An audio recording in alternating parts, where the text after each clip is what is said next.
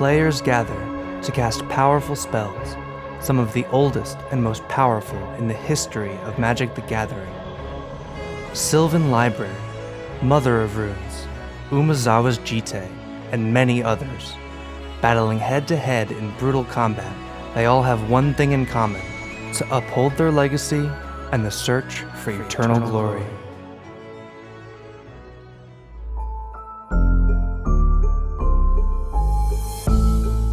The Eternal Glory podcast is brought to you by the minds behind BoshNRoll on YouTube, ThrabenU University, and theepicstorm.com. This episode is sponsored by 3-for-1 Trading and Sparks Law Practice.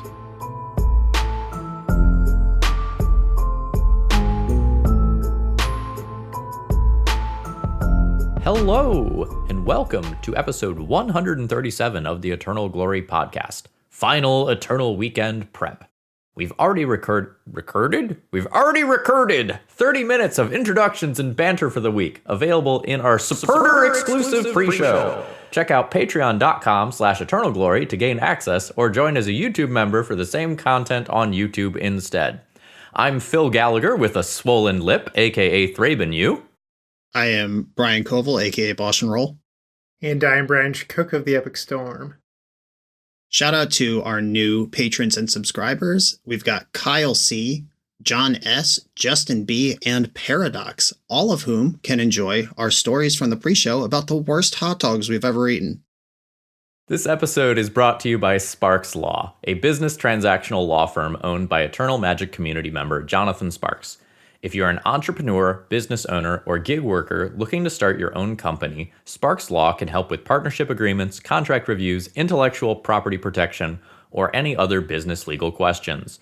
If you want to shape your business strategy with a fellow Eternal gamer, reach out via email to jsparks, that's JSPARKS, at sparkslawpractice.com, or call 470-268-5234.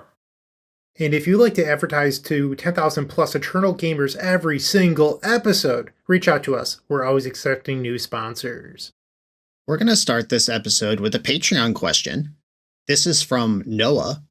Noah writes, I'm relatively new to Magic Online, and I'm playing Pauper, but I have a broader question. If you're playing a deck that requires a lot of clicking, in this case Walls combo, how do you determine when to concede a game you're losing? My instincts are to play each game to the bitter end, but I'm finding that if I lose game 1 and take 10 minutes clicking, my chances of winning 2 subsequent games in under 15 minutes are pretty diminished. Am I simply clicking too slowly? Have I not put the necessary reps in to reduce my strategic reaction times? Am I not fully optimizing MTGO's yield system? Help! I have a few opinions here. As someone who plays decks that require a lot of clicking, like Cyclestorm and Pauper, I also play a decent amount of Walls combo. So the keyboard shortcuts are the quickest thing that you can do in order to increase your speed. 1 is yes. 2 is yield until the opponent does something. Or actually, 1 is okay. 2 is yield until the opponent does something. 3 is yes. 4 is no. 6 is auto yield until the end of the turn. 0 is auto yield until end step. I use them all pretty frequently. And for a long time, I only used 1 and 2, but I've gotten to use 3, 4, 6, and 0 a lot. So definitely check those out. And another thing that happens, and people comment this on my YouTube videos a lot, they're like, you concede so quickly. It's like, I know when I've lost a game. If there's a fundamental turn that doesn't go your way, and you know that you're going to lose, there's no shame in conceding. Like, there's this, by the way, the person's name that I'm about to say, I have the utmost respect for them, but I feel like in this specific instance, I think that they've created some bad mentality for others. Reed Duke does not concede until the end of the game. Reed Duke is playing at such a high level of Magic where he knows how to work a clock and how to manage a game and all that stuff. Where Reed Duke's mentality is you just never concede. I don't believe in that. I believe that my time on this earth is valuable, especially when you only have so much time. If you're playing a complicated combo deck, you should concede once you've lost and then give yourself a better chance for success in those post-board games. You might have a turn that requires more thought and you don't want to run out of time. So I'm pro conceding early if it's the right thing to do. As far as the keyboard shortcuts go, if you have a smart mouse of any kind that has mappable buttons, I highly, highly recommend mapping a few buttons to your mouse. Like, I don't press keys on my keyboard while I'm playing. I have 3 bonus buttons that I just have for like F6-1, F2, that sort of stuff to make it so that I can just keep my hand on the mouse and not really have to think about it. I also have 1, 2, and 6 bound to my mouse. That is something you can do if you play a lot of Magic Online. And I'm going to echo what Bryant said quickly here. If you are losing, concede. Like there is a threshold that you should be okay conceding at if you're going to do something like play Walls Combo or Bomberman or Food Chain or some of the more combo heavy builds of Nadu. There's a level, like maybe it's 15% to win, maybe it's 10, maybe it's 5. But if you're like, I need to draw these 4 cards in this order over the next 4 turns, and my opponent's 6 cards in hand have to all be blank for me to win, but it's technically possible, you should be gone. You should be sideboarding for the next game by then. And more generally, I'd like to apply this advice to 2 decks in Legacy right now when you are on the other side of the table from them. The like Mystic Forge, One Ring, untap it a bunch of times combo deck list, and the various Nadu combo deck lists. When they start doing their thing, the vast majority of the time you are either literally dead or effectively dead. And there's been a lot of times where I'm just like, okay, I'm going to stop recording. I will update at the end of turn. But like more and more, I'm just being like, that's probably good enough. I'm going to concede. I just don't think it is worth my time for me to sit there for 5 to 10 minutes while those decks execute their combos. I will do it if I have like a deterministic win in my hand, and if they do not kill me, I have the win. But otherwise, like, I'm at the point where I'm just moving on. I don't need to watch my opponent play eggs for 10 minutes. Yeah, that depends on the context as well. Like if it's an online PTQ and somebody decided to register Walls Combo, I'm going to make you click. And you registered a deck that probably struggles to win in 25 minutes, even if you do go 2-0, then click it out, homie. I'll be here. The clock is a win con. I'll also play it out if information is gained by the combo executing. Like if my opponent goes Nomad Illusionist, force my removal spell, I'm dead, but I get to see their whole deck. If Doomsday resolves with 2 mana up and 5 cards in hand, I'm dead, but I get to see their whole deck. Those I will make play out just for actual material gain. But the clock, you can concede when you're mostly dead or effectively dead. So I've been playing a lot of Vintage recently, but also watching my friends play Vintage. And there's a deck that is like the Mystic Forge deck in Vintage called Jewel Shops. I was watching my friend playing Dredge against Jewel Shops, and the Jewel Shops opponent did the classic Coveted Jewel thing. They play it, they copy it, they play another one. Before you know it, this person has like 16 cards in hand. They then play a Vexing Bauble, play a Wormcoil Engine, and pass the turn. And I was like, wait, what? The best thing they have is Wormcoil Engine? It turns out that deck actually doesn't play like a super combo win anymore, which I didn't know. And then it just died to untap, Dredge, hit Creeping Chill, kill you. And I was a little flabbergasted by that. So there are some circumstances in which it's right to just sit there and make them play it out. And I learned something by watching my friend make them play it out. So I'm not saying you should always concede, but if you know that you can't win, then yeah, you probably should just pack it up. Right, and Jewel Shops is fast. Jewel Shops I would consider fast, maybe a little tedious, but Cephalid Breakfast also kills very quickly. That combo it's like, 20 clean clicks until you win. Those are fine. What I am advising for and against is like a Lauren combo that wins with Acererak, because you have to cast Acererak 9 or 10 times to deal the first point of damage.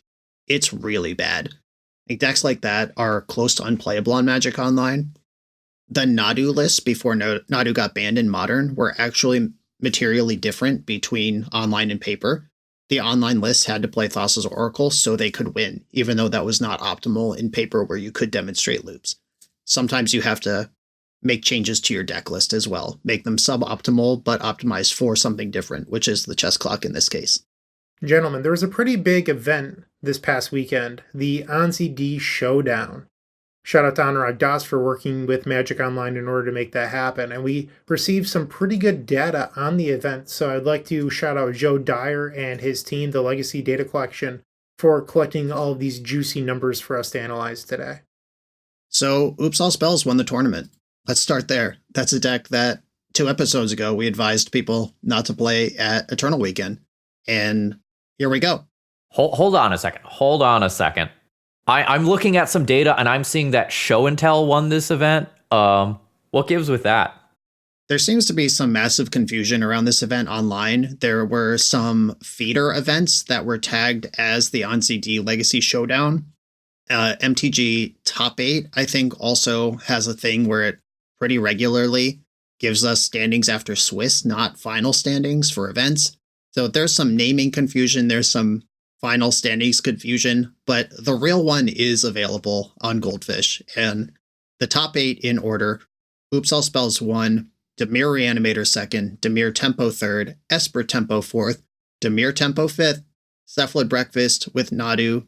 Let me click on this. I see it as green. Yeah, it is Nadu Breakfast. Dimir Delver, which is Dimir Tempo with actual Delver in it, and Eldrazi. Those are your top 8. That's a lot of Psychic Frogs, boys. Yeah, I mean, I saw on Twitter that, Dimir Reanimator and Psychic Frog decks didn't do well. And then looking at the actual data for this event tells a very different story. There's 5 Frog decks in top 8, and then when you combine the Dimir Temple plus Dimir Reanimator decks in the event, it's just shy of 27% of the field, and then their win rates combined are 53%. The bar in Legacy for banning is usually around 55%, and this is only one data point. I would just like to say that. Like, a lot of people are like, oh, Dimir Psychic Frog decks had a bad weekend. It's a single data point where they only put up 5 decks in a top 8. I don't know where this narrative came from, but it's just simply not true. Making up 27% of the field with a 53 win percentage is just insane. And we talked about this last week, maybe the week before, when we had that matchup matrix that talked about how the decks actually line up against each other. And the top 5 decks are the top 5 decks because they can hang with Psychic Frog, not because of this wide open, healthy field where these things rose to the top. The top 5 decks are 2 Psychic Frog decks and 3 decks that can clown Psychic Frog decks. And then after that, it's kind of a crapshoot. This metagame is not healthy. It's coalesced around certain things that can hang. And if you're a competitive player who all you care about is winning, and you can play any deck, you have access to any card, you could play any style, given time to learn it. Sure, there's like 7 or 8 reasonable decks here, and maybe one's better on a given weekend than another, and that's stuff you can work with, but we're in that spot that like Oko and Dreadhorde Arcanist put us in, Ren and 6 put us in, where the decks after that, like decks 9 through 50 on the power rankings, are unheckin' playable. I think I saw Honorog retweet some like Death and Taxes guide for Eternal Weekend, and I just looked at that and I went like, whoever made this guide, like, A, good on you, and B, like, to the players who pick that up and then like decide to take D&T to that event, like, good luck, friends. Good luck. I know on this podcast we tend to talk about how the online metagame and paper metagame tend to be fairly similar. I think Death and Taxes is sort of one of the few exceptions, because the deck is roughly $1,000 in paper, which is, people get upset, and when we call our decks budget, like there's a lot of videos where I'm like, $600 budget Legacy deck, and they're like, why do you think $600 is budget? That's so much money. In the context of Legacy, 600 isn't that much. Well, Death and Taxes is roughly 1,000. And because of that, there tends to be a lot more Death and Taxes in paper. Because it plays a fair game of Magic, it's not doing anything cheap. The skills transfer over from Standard and Modern and other formats like that. So Death and Taxes just tends to be pretty popular. And I think it's actually like somewhat reasonable. Like Pre-War of Formaware is a really strong card. But I do agree with Phil that it's not a top 5 deck right now. But I don't think it's crazy to call it a top 10 deck. Yeah, and we dug into that in the previous episode with the matchup matrix as well. Death and Taxes does actually hang versus these top 4 or 5 decks, but then it cannot beat Nadu. It's just, it falls off dramatically when you go into the next decks 6 through 10 in the metagame. So, little push and pull there, but I agree. Death and Taxes does is massively overrepresented in paper compared to what we see online at basically all times in every metagame forever. So I'm looking at this spreadsheet from the Legacy Data Collection team, and obviously there's a lot of Reanimator, there's a lot of Dimir Tempo. We talked about the other big decks like Mystic Forge, Nadu, Eldrazi, Mono Red Prison, Painter, all those. But Sneak and Show with 11 players is a lot. And that is one of those decks where in one of the feeder challenges, it had 3 in the top 8. So I think those players or people saw the results of that feeder event and went, I'll pivot to Sneak and Show. Well, in the event, Sneak and Show, 11 players went 36 and 29 for a 55 win percentage. So Sneak and Show did well in this event too. So Sneak and Show might not be a terrible idea for Eternal Weekend, but there is the danger of Thought Seize Your Fatty, and then I'll reanimate your creature, which is a really big feel bad. So there is the fear of playing a deck that plays into the best deck in the format. Or resolving show and tell and they put in Archon. You're not wrong. So I don't understand why someone would want to play Sneak and Show right now if they had other options. Like, I saw these results and I went like, am I wrong? Am I missing something? And I played a league with one of the Sneak and Show lists that just won the feeder event. And I just felt like I got my ass kicked just all day. I didn't feel like my cards lined up very well. Like, you have main deck Flusterstorms in some of these builds, and then you get paired against something like Eldrazi, where those cards are just total bricks. You're only running 2 copies of the One Ring, so you can't like super redundantly use it to find another. You have like Vexing Baubles that sometimes run into your Force of Wills as protection. It did not feel clean to me in the way that something like the Eldrazi deck or the Mystic Forge deck or Blue-Black Reanimator feels right now. The Show and Tell deck, in my opinion, feels really unpolished to me. That may be true, but it is winning. Last episode, we shouted out our boy Jeremy, who top-aided the Legacy for Original Art event in Vegas with Sneak and Show, and maybe he put it on the map. Maybe he's the trendsetter here. It has picked up very quickly in the past week on Magic Online, which is bad news for me, because historically every deck that I've ever liked loses hard to Sneak and Show. Another deck that seemed to be pretty popular was Cradle Control, putting up more pilots than both Death and Taxes and Cephalid Breakfast. Cradle Control did not have a very good win percentage on the weekend, 40%. But it is a deck that requires a lot of format knowledge. So if people were just picking it up because the experts do really well, I could see why it had a lower win percentage for the weekend. But Death and Taxes, 41 win percentage. So like Brian mentioned, not very good against Nadu, not good versus the lower half of the field, very good against the top. So if you can get to the upper tables, you're probably in a good spot with something like Death and Taxes. Then Cephalid Breakfast, just a fantastic deck that I hope no one plays. 55 win percentage, so just really good deck. Just don't play it, though. It's for bad people. And you mentioned Cradle Control not putting up great numbers despite having a lot of pilots. Elves did the opposite. 2 pilots, but left with 72.2% win rate between them. This Elves deck, it has Nadu. That's what's going on. And this is a deck that I was low on when it first broke. This is just like the Court of Calling, Turbo, Nadu, half Elves, half Nadu thing. But the innovation of adding Natural Order to it, now you could Crater Hoof, or you could just spam Nadu until you flip a Cradle, float mana, and eventually you'll draw your Hoof and cast it and win. Being able to actually win with this deck on low resources was a really good innovation. This is the deck that won the original art in Vegas, and only 2 pilots, but huge results in this event for the Elves players. So there were 5 copies of Oops All Spells, with the winner being on Oops.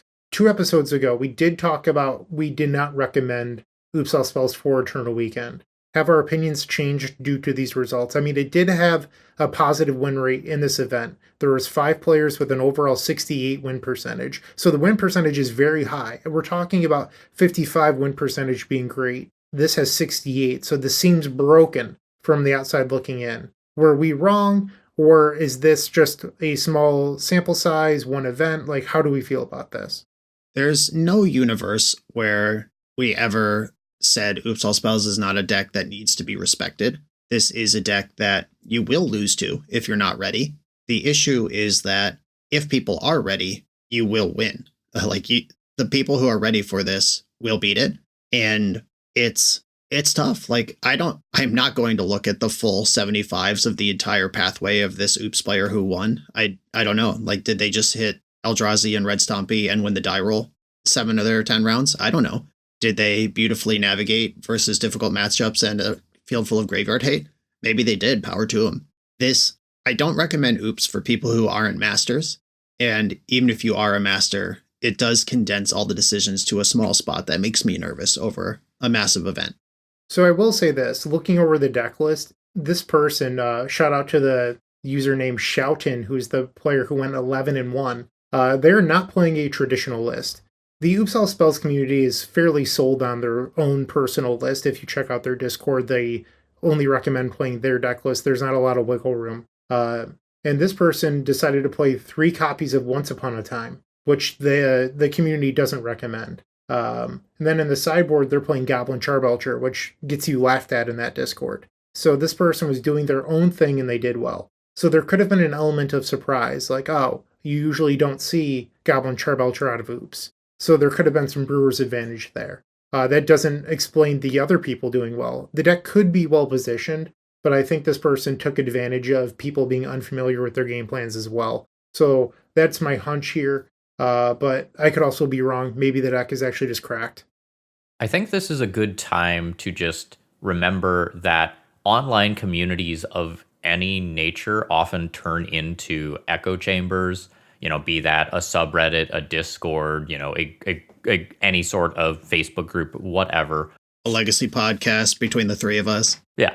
A lot of times you will be around people who have similar ways of thinking as you do, and you will often come to similar conclusions. And sometimes that means that you will get ridiculed, mocked, whatever, for coming in with an outside opinion.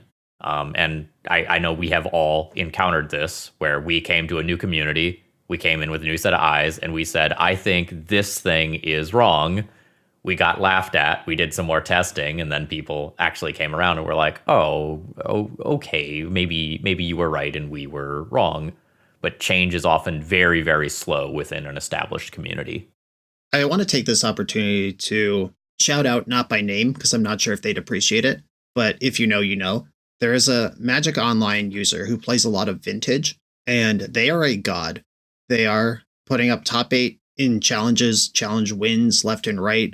Whatever their most recent list is seems to be the one everyone defaults to as yeah, that's probably right. And this person actively does not work with anyone. They've been approached and said, no, thank you. I don't think the game gets better when people share data, and, politely decline opportunities to collaborate on content or contribute to anything or whatever. And they are in their own world and they are crushing the hive mind every single week. So if you got it like that, flex it. And that might be what's going on here with Shoutin. I also want to shout out real quick before we move on from this sideboard in this Oops All Spells list that won. There is a second copy of Dread Return in the sideboard. What is that even for? I cannot.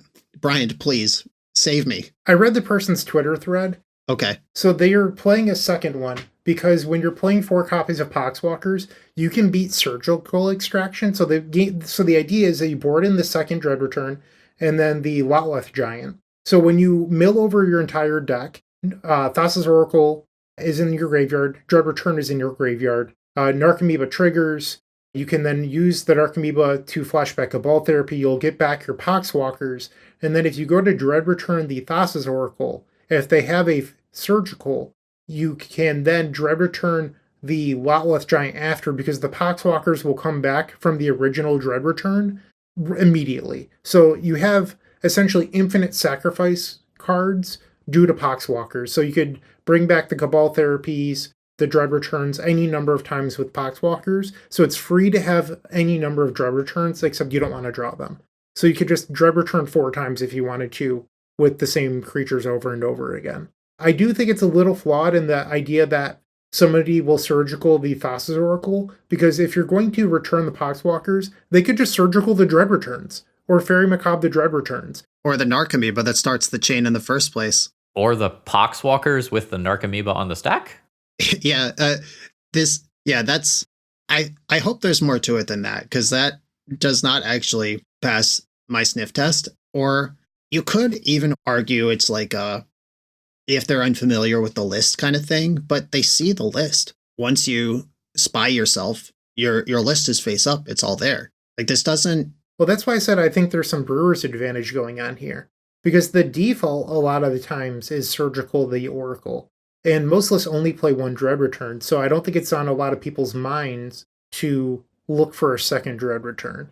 I could be wrong, but I think the brewer's advantage here is, kicking in. The list has the Jack-o'-lantern Memories Journey, so attacking the Oracle hasn't been right for a long time when you play against Oops, because every list, I think even the stock builds, have the ability to tuck their own Oracle and just win on their next turn, or build a pile that can win 1 or 2 turns out. Yeah, I don't think attacking the Oracle has been right for quite some time, but whatever, cool. I'm glad they won. I could not have figured this out. Yeah, Goblin Charbelcher is a sweet card. Yeah, absolutely. All right. Do we have anything else that we want to say about this first event here? I want to talk about Esper Tempo, which is the list that finished 4th in this event. This deck is just Dimir Tempo, but it has Swords to Plowshares and Prismatic Ending in it instead of Fatal Push. That is the only difference. Those are the only white cards. It's Tameo, Bowmaster, Frog, Murktide, Barrogoyf, and the removal is white instead of black, at the cost of you have to play some Tundras and a Scrubland over the perfect blue-black mana base that we've gotten used to. And hate to sound like a broken record, but Mid-range wars, baby. Yeah, again and again, just going a little bigger and splashing white is the solution to a lot of tempo metagames in the past. I even had one of my Patreon subs messaging me, who is a professional StarCraft player for a while, talking about how the same pattern exists in StarCraft. Like the Zerg Blitz builds get beat by the Zerg Blitz +2 Hydralisks build or whatever. And then to beat that, like you build 4 Hydralisks and fewer Zerglings or whatever. I don't know exactly the units, but it's the same thing. And then eventually the metagame solves itself to a point where Zergling Rush gets back under the big clunky units that people are building. And it's not a Magic exclusive thing. And it's just super cool that this continues to bear itself out over and over again in format after format. See our episode, The Mid-Range Wars, if you want a longer discussion of this sort of philosophy. 3-for-1 Trading is one of Europe's leading Magic the Gathering traders. Their online shop has a fantastic selection of high-end Magic cards, especially for vintage, legacy, and old-school players. You can find them at shop.3for1trading.com or visit their booth at major events.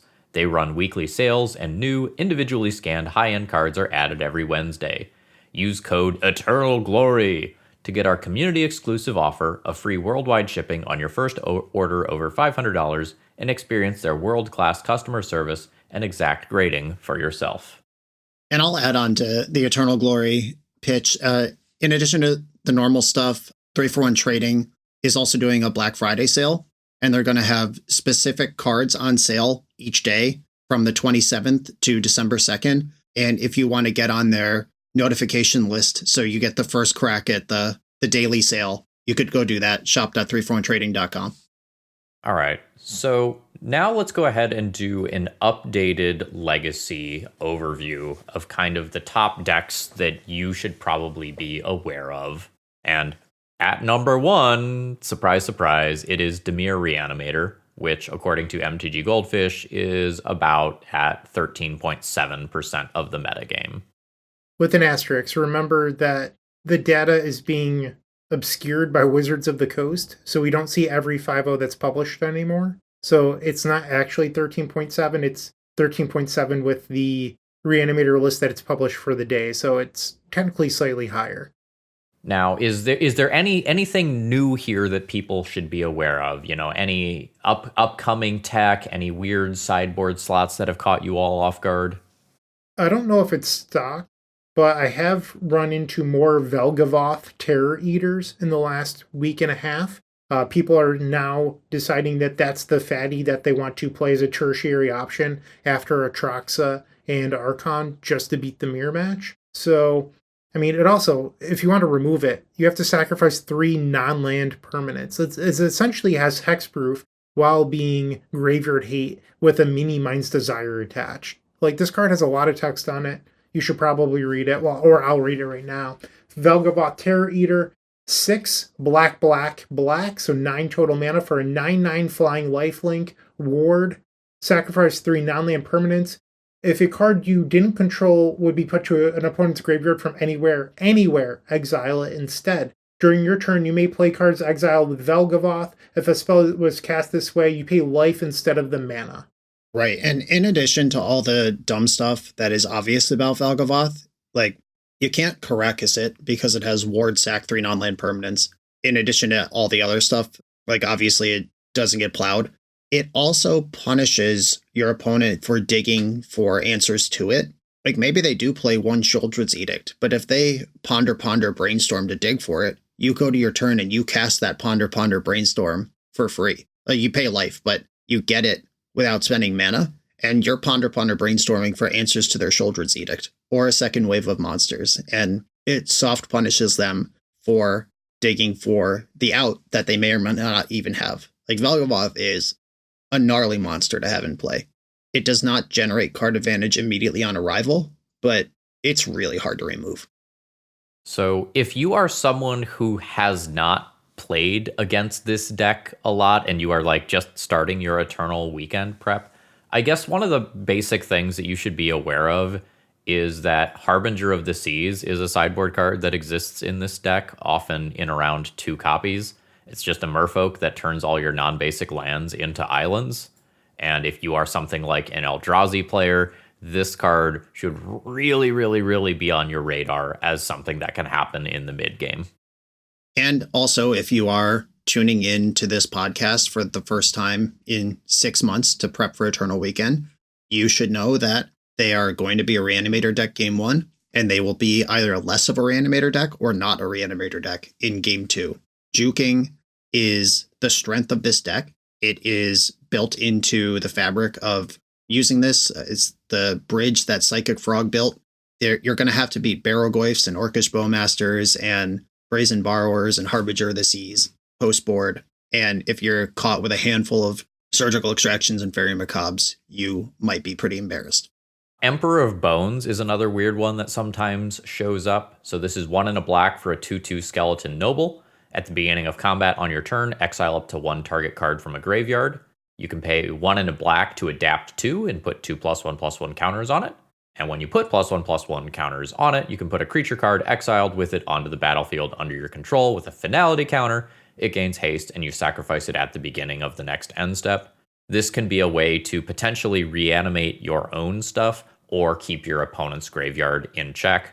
And a lot of times these Dimir Reanimator players are going to be doing something that tries to give them a leg up in the mirror, be that attacking the graveyard or mid-ranging a little bit harder than the other person.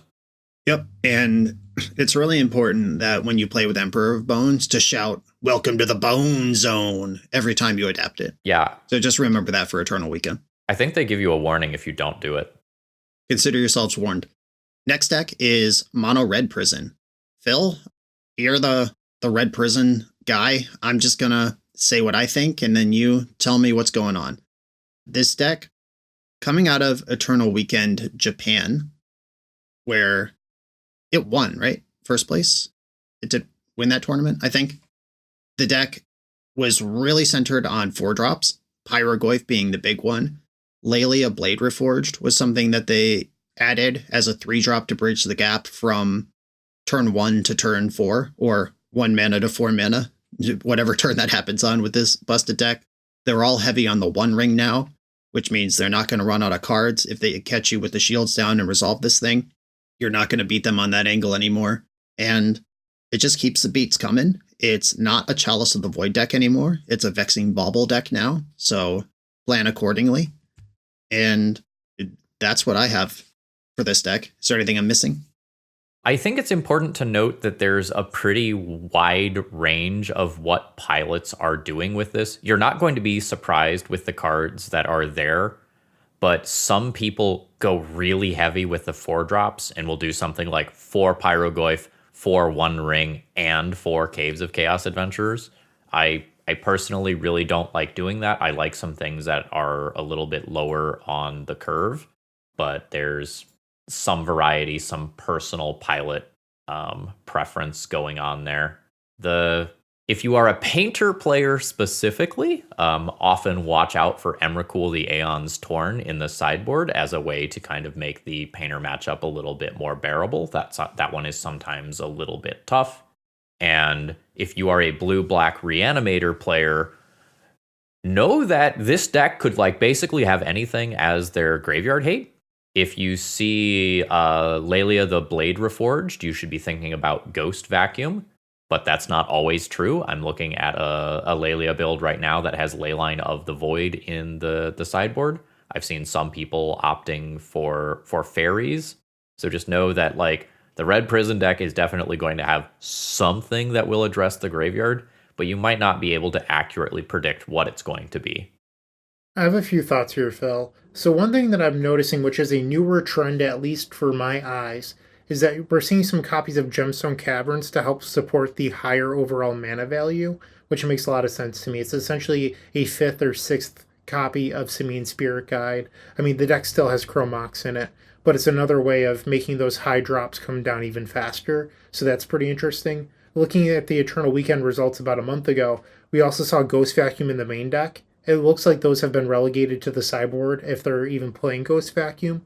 But one thing that always just really gets me is that a lot of these builds are playing the One Ring. They're playing Chrome Mox. They're playing Vexing Bauble. I often still see lists with Null Rod in the sideboard. I mean, I just want it to happen once, but I want someone to die to their own One Ring after Null Rodding me. I want it to happen so bad because that's just good deck building, let me tell you. All right. I think Gemstone Caverns is shit. Absolute unplayable shit that has gotten copied again and again and again. I think that card is much worse than Basic Mountain by a lot. The Moon Stompy deck lists are so greedy with their mana bases, often going down to something like 2 or 3 Basic Mountains, playing like 4 Sundering Eruption, 4 Shatter Skull Smashing, a Gemstone Cavern, 4 Ancient Tomb, 4 City of Traders. And you end up in a ton of scenarios where you just don't have enough life to keep up with dealing 5 damage to yourself on turn 2, like 2 from an Ancient Tomb, 3 from putting in a Sundering Eruption as a land, and then you're trying to be a one-ring deck as well. It is greedy, and just know, like, if your opponent is opening up on something like this, just kill them. Just kill them. Go aggro. They will die to their own cards. Phil, I had a friend this week try to tell me the difference between Eldrazi and Moonstompy in simple terms. And I don't necessarily agree with this, so I wanted your opinion on it. They're like, the idea is that Red Stompy plays Vexing Bauble because it's a more aggressive deck, and then Eldrazi plays Chalice of the Void because it's a less aggressive deck, so it wants to protect itself from Swords to Plowshares. In my mind, they're almost similar in speed. Like Moonstompy's probably it's a tiny bit faster, but the disruption packages and the speed they're within like the realm of reason. It's not like one's drastically slower. Like they're both relatively fast. So what do you think about that? I think that Chalice of the Void supplements the Sowing Mycospawn plan well. Like Sowing Mycospawn is kind of this inevitability for blowing up lands and ramping you. And if you are trying to play 1 to 2 spells and just get your opponent dead like very, very immediately, Vexing Bauble makes a lot of sense. It just shuts off the Force of Wills and the Dazes in the early game and allows like your Broadsides and your Pyroglyphs or your Blood Moons or whatever to resolve and just give you that initial burst.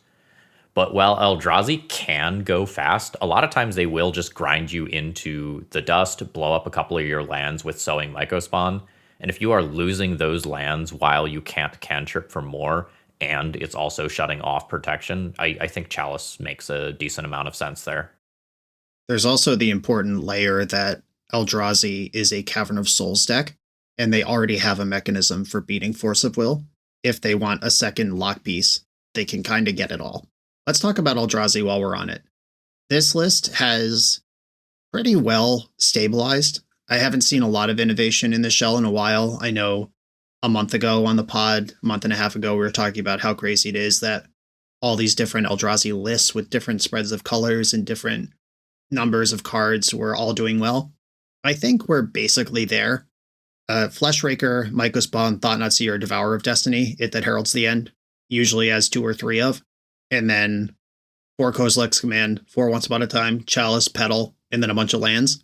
The main innovations that I see are, or I guess it's variations. I haven't seen anything new there in a while. It's just whether people are doing it or not, is what lands are in the Sowing Mycospawn package. Sometimes there's Gaia's Cradle. Sometimes there's Maze of Ith. Sometimes there's usually Blast Zone. I think that one's pretty locked at this point. But really, it's like, what could a Sowing Mycospawn represent is the only big variable out of an Eldrazi deck these days. Yeah, I don't really have a whole lot to say after that, although I do think that their sideboard is bullshit. The Thought-Knot Seer Chalice of the Void deck, that is also a Wasteland deck, is playing Null Rod, Mindbreak Trap, Leyline of the Void, Fairy Macabre, Wastegate, Battle Mage. Like, this sideboard, like, you're already relatively good against combo. I don't know what Eldrazi's bad matchups are, but I can't imagine that it's just Mystic Forge combo. Like, this sideboard is, like, just aimed for beating Forge combo. So I'm not sure what else outside of, like, Reanimator, maybe, because they're really heavy on Graveyard Hate, too. It just seems odd to me that they're this heavy on beating combo. There's actually a funny story from Magic's history about Eldrazi versus Storm, and Eldrazi's always been a horrible matchup for Storm, I'm sure you know, even going back like 6 years, way before the MH3 Eldrazi. Eldrazi was like a Thorn of Amethyst stompy deck back then with Chalice of the Voids, and there was a European Grand Prix. I think this happened in top 8, where it was Eldrazi versus Storm, and the Storm player beat like Chalice of the Void into Thought-Knot Seer's start and actually found a line. And then the Eldrazi player used their main deck Dismember to kill their own Thought-Knot Seer in response to Infernal Tutor and fizzled the tutor at the end of the Storm chain after they did all that work to get through the original line of bullshit. Shout out to that. Nasty. That's sexy. That right there. Chef's kiss. Gotta find the lines.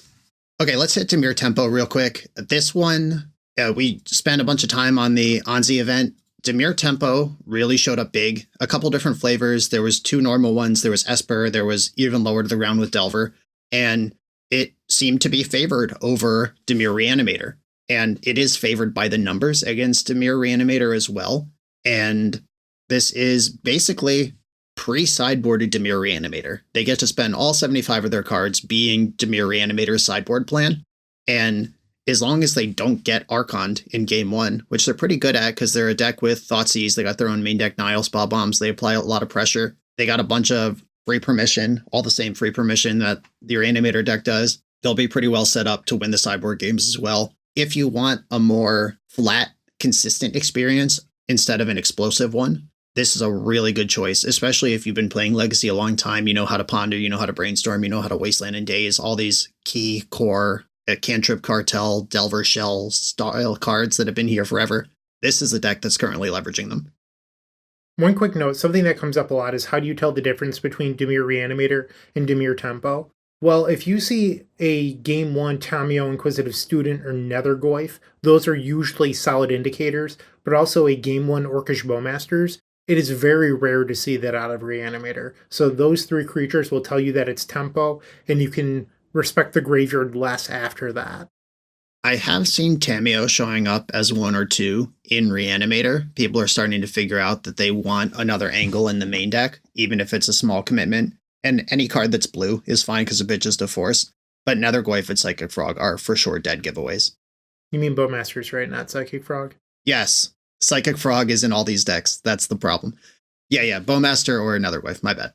And this deck tends to be more removal heavy than Blue-Black Reanimator, and you should potentially expect, even in game 1, things like Shoot the Sheriff, that is just a generic 2-mana instant speed kill most creatures. Non-outlaws, Phil. Everyone bring your outlaws to Eternal Weekend. Phil loves outlaws. Yeah, bring your assassins, mercenaries, pirates, rogues, and warlocks. In all seriousness, because this is a thing that comes up, Shoot the Sheriff misses Dothy, Voidwalker, and Broadside Bombardiers. Those are the 2 really important creatures that it misses. The other thing you could play is Go for the Throat, but that misses Painter Servant, which I think rules it out outright. There's also Fell, which is a sorcery, but it does kill anything. And if you're feeling nasty, you could just play Murderous Cut. But this deck does use its graveyard a lot between Goyf and Murktide. So mileage may vary, but you do need some sort of removal spell, and they're all going to have some kind of drawback. Unless you splash for white, which we talked about already. And if you want to play this Dimir tempo deck and you want to have an edge in the mirror, doing something like splashing white or Bug Beans, little off meta right now, but it does have basically all these same cards in it, but it also supports up the Beanstalk. That's a way you could go bigger in these sort of fair things. But the higher you go to get on top of the tempo mirrors, the more likely it is Eldrazi or Red Stompy are going to go under you. So push and pull in the metagame there. A quick note on the Beanstalk decks, they notably did not do well in the large OnZD Legacy Showdown event. There was 4 pilots with an overall 34 win percentage. Not the best. They went 7-13. Right, and people are out there trying to make Beanstalk work. There are the classic 4 and 5 color builds, some even with Yorion, and then Pokemoki. I think he's mostly moved on, but he was putting up steady results with Bug Beans, which is operating much more in the tempo space than in the big control space. The 5th deck on Goldfish is Mono Red Painter. Now, if you are, familiar with Painter, but you're not current on the Legacy metagame, this deck often has another combo that it didn't used to have. Agatha's Cauldron with Phyrexian Devourer. So Agatha's Soul Cauldron is a 2-mana artifact that doubles as graveyard hate. So it says you may spend mana as though there were any colors to activate creatures you control. That part's not super relevant. And then it has another line of text that says creatures you control with +1/+1 counters on them have all activated abilities of all creature cards exiled with Agatha's Soul Cauldron. So if you exile a Haywire Mite and then put the counter on a creature, so the activated ability is exile target card from a graveyard. When a creature card is exiled this way, put a +1/+1 counter on target creature you control. So if you exile a Haywire Mite and then give a creature a +1/+1 counter, it now has the activated ability of Haywire Mite. So this is relevant with things like Goblin Welder or, Phyrexian Devourer. So you end up putting the Devourer to the graveyard using Goblin Engineer, and then you give the Goblin Engineer the Devourer's ability so you can attack with like a 50-50 Goblin Engineer on turn 3. Yep, yeah. Combo enablers that double as hate for the most popular deck in the format, really powerful, obviously for a variety of reasons, and it's also just insulation for your own combo. I have seen Agatha's Soul Cauldron also popping up in Nadu Breakfast. It's a way to give yourself redundant nomad effects, as well as that passive graveyard hate. Soul Cauldron is something to watch for. It is a 2-drop, though, might be too slow in a format that is currently partially defined by Fairy Macabre. Another thing to watch out from this deck, if you're on the other side of the table from it, is the deck sometimes plays Arena of Glory, which is a land, which has an ability for red and tap. You can exert Arena of Glory to add 2 red to your mana pool. If that mana is spent on a creature spell, it gains haste until the end of turn. So just be aware that sometimes you can see a hasty Fury come down and just deal you 6 out of nowhere, or a hasty Goblin Welder or Goblin Engineer that can threaten to bring back a meaningful artifact. Yeah, haste is really scary out of this deck, because generally your goal, if you are anyone trying to play any kind of back and forth game, is to collapse their engines. You got to kill the Welder, then you got to kill the Engineer, then you got to exile the Dragon Engine, you got to deal with the Agatha Soul Cauldron, and then once you deal with all that, Fable the Mirrorbreaker still ticking up, you got to kill the backside, and the turn where they untap or have access to 2 engines is usually the turn where you lose. And the fact that they could just play 2 Goblin Welders from hand, both have haste thanks to Arena of Glory, or Welder plus Engineer, entomb an artifact, tap them both, go off. That's a really scary thing to be aware of. All right, next up is the Mystic Forge combo deck, which is often more of the One Ring combo deck. Now, this sort of deck has existed in Legacy for quite some time, but Glaring Fleshraker gives it a new avenue. Sometimes if you couldn't find one of the 4 mana artifacts, you just wouldn't really be playing Magic. And Glaring Fleshraker alongside Kozilek's Command is something that we see both in this deck and the Eldrazi deck list, and it can burn you out just absolutely from nowhere. Phil, I'm glad you mentioned Kozilek's Command because I think that's the actual upgrade for the deck. Like, Glaring Fleshraker has become the primary win condition, but in my opinion, what made this deck go from barely played anymore to top of the format is Kozilek's Command providing that consistency while also being utility. It is graveyard hate when the best deck in the format is a graveyard combo deck. It digs for important pieces like the One Ring or Paradox Engine. It can also combo kill you with Glaring Fleshraker. This card has so many lines of text, and on top of being able to just, exile creatures, like it does everything. This is exactly the kind of utility card that every deck wishes that they had.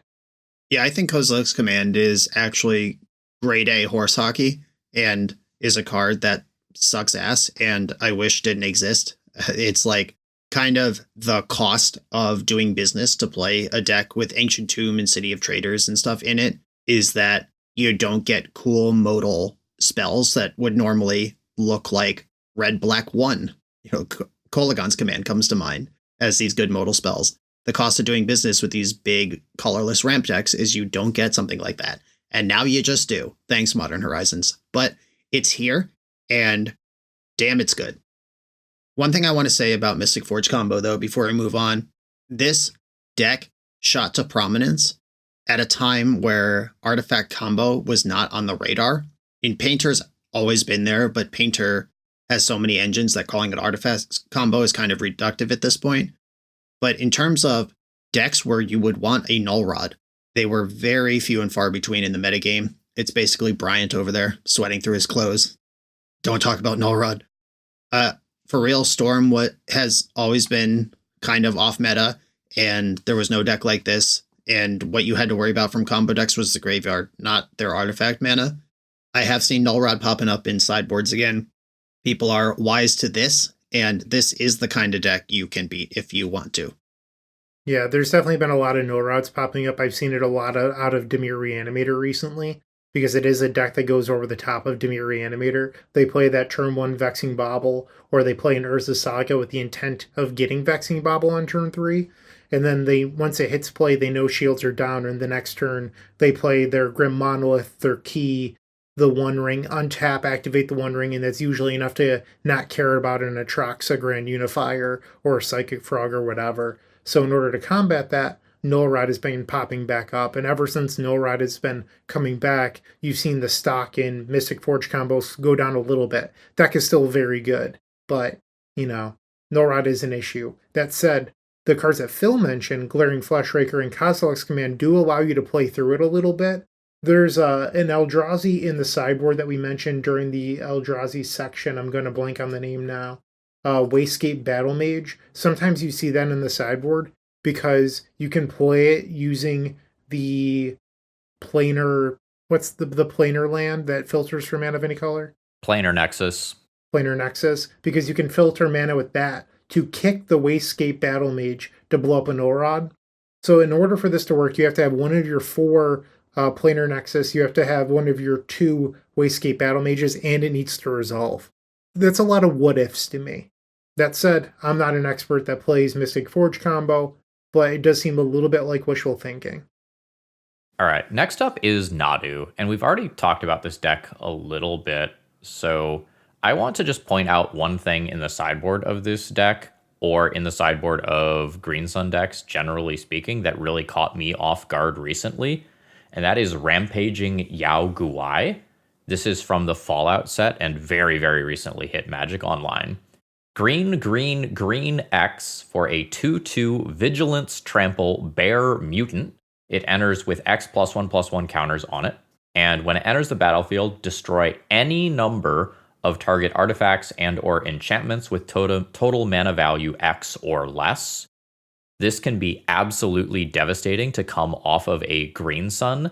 Even if it just enters, you can nuke things like Urza's Sagas and Chalice of the Voids and really have a strong tempo positive play. And if you end up being able to cast this off of from hand, especially if you have something like Gaia's Cradle or a bunch of Mana Dorks, or you've made a bunch of Nadu land drops, this thing can get downright nasty. I don't like it, Phil. Yeah, that's a wild one. And I just want to shout out the Zenith package here. A Zenith for 3 especially if your opponent doesn't have Nomad or they're not representing Nomad. This deck can also get Grist the Hungertide and Leovold Emissary of Trest. Those are both common in lists right now, and they're both the type of cards that can solo a game. So if you're sitting there with your Swords to Plowshares and your Answer to Zenith in hand, just thinking, I'll just plow the Nadu, it's not a big deal, I'll save my counter, you might want to counter. And the final big deck that should probably be on your radar is Cephalid Breakfast. We've already talked about this one a decent bit. Is there any particular tech that any of you want to highlight here? Yeah, I want to talk about two things. One is these are pretty much universally Nadu decks now. Pure Cephalid Breakfast, I think, has gone away. Don't think that sitting on Fairy Macabre is going to win you the game, because Nadu can outvalue you pretty easily. These decks play Teferi Time Raveler. They always have, but I mean, they still do. Don't count on a handful of removal to win you the game, because Teferi shuts down all of it. And one thing these decks are doing is they don't have Cabal Therapy anymore. They've adopted the Memories Journey tech that we already talked about from Oops All Spells, where if they try to Dread Return into Graveyard Hate, they can Memories Journey, tuck their Thassa's Oracle back into their empty deck, just draw it and cast it next turn. And they're doing that as the second line, rather than using Cabal Therapy to try to check the hand first. And Memories Journey is really smart for that, because this is a Force of Will deck. It pitches there. You can also just cast Memories Journey for 1 and a blue as Graveyard Hate versus Reanimator, where Cabal Therapy doesn't do any of those things. This episode is also sponsored by a friend of the pod, Gold Sabertooth. Tim has been doing some awesome work for the EDH community for years and is now doing a Kickstarter for some awesome playmats. So there's 9 bold and colorful playmats featuring iconic commanders, including Najeela. There's some CEDH sticker collections included in this as well. And for our legacy-focused fans, we are now looking towards the stretch goals for $35,000 for this Kickstarter to get some sweet legacy-themed playmats going on. And I am quite excited about what those are going to end up looking like. Absolutely. You can search Gold Sabertooth, the Commander Pantheon, on Kickstarter.com, or use our links in the episode description and feed in order to go and find these and check them out for yourself. The last section of this pod, something near and dear to me, taking care of yourself at Eternal Weekend. This one, regular episode listeners of the show probably are sick of hearing this from us right now, but until you listen, we're going to keep saying it, you maniacs. You got to sleep, you got to eat, you got to hydrate. This is a long event, especially if you're here at Eternal Weekend the whole time. The US Eternal Weekend, it's 4 days.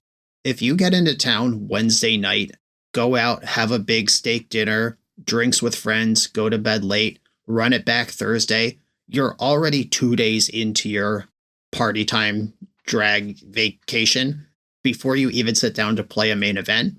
And then there's a probably 9 or 10 round vintage event, or the Legacy High Roller, or whatever it is you do on Friday, before we get to Saturday. And then you have to play 10 rounds of Legacy. And then you have to wake up and play the other 2 rounds of Legacy. And if you're having a good weekend, after all of this hard work, you have a top 8 to play. This is a crazy grind of Magic. And a lot of folks who are attracted to the Legacy and Vintage formats, they are adults. They probably have disposable income. Maybe this is the weekend of the year that you get to hang out with the squad instead of taking care of the wife and kids back at home, or whatever it is. At me, Brian. Come on, you could just say my name.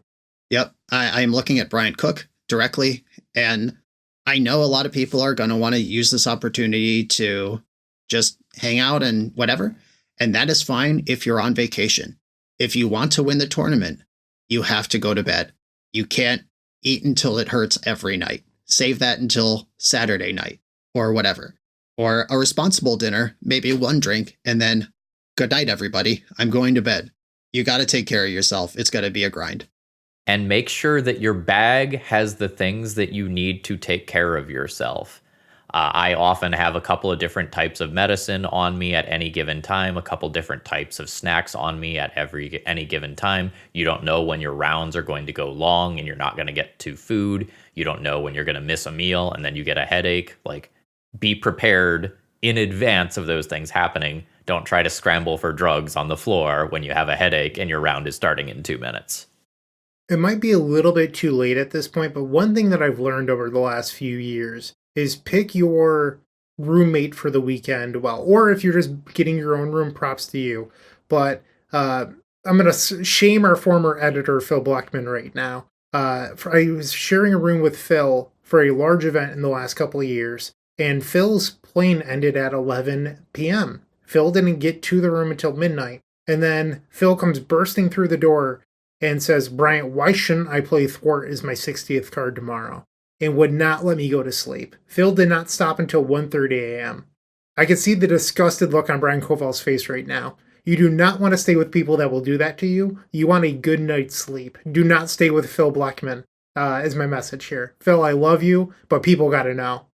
Yep. Yeah, that's good advice. And slightly departing from the self-care advice and going into magic advice one more time, have a sideboard plan written out, or at least some notes. It doesn't have to be insane, but anything you could do to take the mental load off of yourself, trying to remember like, oh, what am I supposed to do versus Jeskai Control? Haven't seen that one in a few weeks.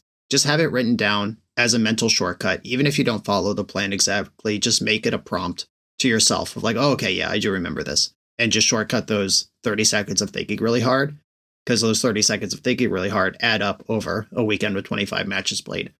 Also, when the fatigue starts setting in, you don't want to go, oh no, I forgot to board out my Flusterstorms versus Eldrazi, right? Like, things can happen. You can get tired. Even if this is just you double checking yourself, it's so incredibly valuable in a longer event. And my last piece of advice is the week of the event, like Tuesday or Wednesday night, just go through the Goldfish top deck, like 10, 15 top decks, and just get a feel for what they're actually playing. When we went through our metagame analysis, we talked about like, there's Fairy Macabre in some of these lists, there's Leyline in some, there's Ghost Vacuum in some. It's kind of a moving target. There's a good chance the people in the tournament will be looking at MTG Goldfish, the front page, the night before the tournament and deciding on their last few slots. So you should look at the deck that they're submitting. So tomorrow, when you're wondering, do I have to play around Ghost Vacuum or Leyline of the Void, you have at least some informed opinion about that.